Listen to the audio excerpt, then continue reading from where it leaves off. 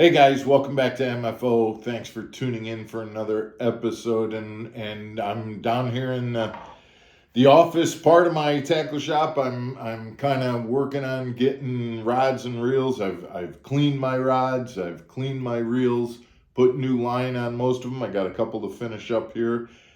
And I just wanted to give you some tips about getting ready for that first tournament. That's what I'm doing now. And after being off for the winter, there's a lot of variables that are going in, a lot of things to be aware of, a lot of things to keep in mind. So we're going to talk about that when we come back. Stick around.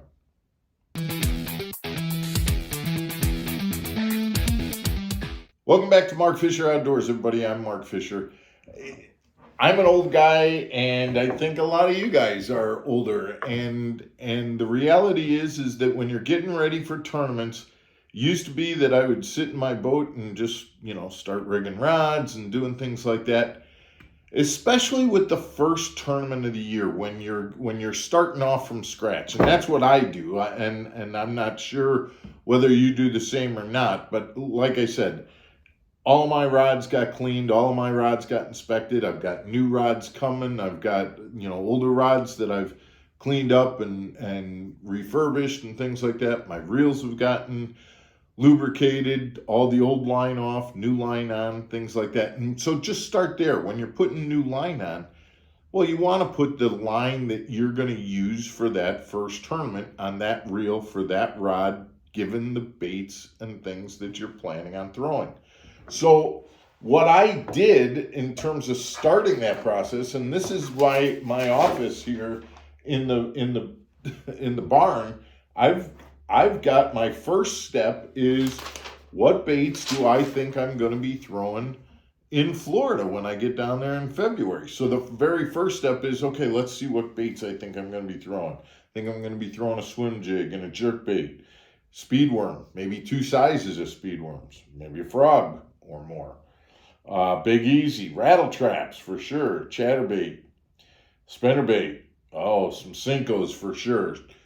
Texas rig Senkos, wacky rig Senkos, weighted wacky rig Senkos, forward-facing sonar minnow, some other kind of things, a topwater bait, maybe a prop bait, things like that. So all of these baits that I'm thinking that I might throw. Now, who knows? I may never throw half of these baits, but I want to be ready for them, and I need to have these rods rigged to be ready for them. So I've got my rods laid out. I've got my reels. Now I want to put the right line for the specific purpose, whether it's braid or fluoro or even maybe mono if I'm throwing topwater. And so I'm pairing up the reel with the rod with the bait. And so my next set of notes is, all right, I'm going to throw that, let's see, jig rod, that jig and worm rod that I got a 7-foot 1-inch jig and worm rod, and on that one I'm gonna throw a speed worm. And on my chatterbait rod, obviously I'm gonna throw a chatterbait. And so I've got that, and as I'm getting those rigged, I'm marking them off with my highlighter to make sure that I got them marked off.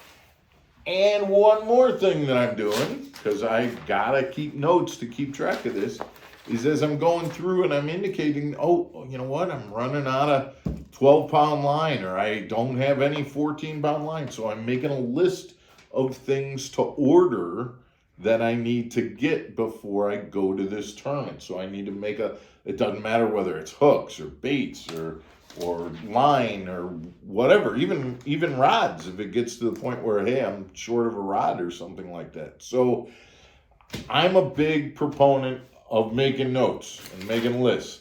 You've seen me before. I either make lists, or I bought a couple of marker boards that I'll put out there, and I probably will do that as things are getting closer to, like, packing. Okay, do I have my rods? And I got a big marker board where I can just look over at it and see, okay, I got my rods, I got my reels, I got my life jackets, things like that. And so I'm, just lists. You got to have lists. At my age, you got to have lists.